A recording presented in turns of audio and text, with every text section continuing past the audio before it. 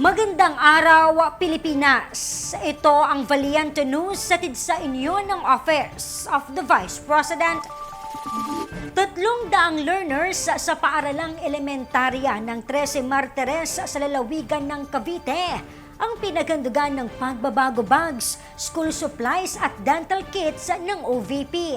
Si Brian Latasa sa report. Sa patuloy na pag-arangkada ng pagbabago, a Million Learners Campaign, tumungo ang tanggapan sa lungsod ng 13 Martires sa lalawigan ng Cavite at namahagi ng pagbabago bags sa mga mag-aaral ng paaralang elementarya ng Southville. Nakakatuwa po na kami ay naging isa sa mga napili ng tanggapan ng ikalawang Pangulo para pagkalooban ng mga bags at school supplies. So hindi po namin ito inaasahan at ito po ay malaking tulong. Actually, yung mga estudyante po namin nung malaman nila, sila po ay very excited. No? Hintay na hintay po talaga yung araw ng distribution ng bags and school supplies.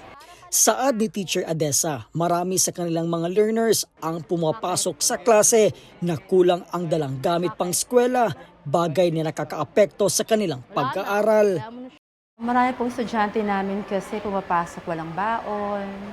May mga estudyante kami dito na walang mga gamit. Marami po, nakakalungkot po no, yung sitwasyon. Pero may mga tao naman po na katulad ng sa ating tanggapan, inyong tanggapan na nagbibigay ng tulong po sa aming mga mag-aaral. So nakakaraos po sila for the school year. Pero ramdam mo po yung pagkukulang, yung kakulangan sa kanilang pang-araw-araw na buhay, pati sa pagpasok sa school. Simple man para sa nakararami, para kay Teacher Adessa, malaking bagay na sa mga batang mag-aaral ang natanggap na pagbabago bags na naglalaman ng school supplies, dental kits at kapote. Ang Southville po kasi isang relocation area. Hindi po lahat ng mga magulang ay may kakayahan na mag-provide ng mga school supplies para sa kanilang mga anak.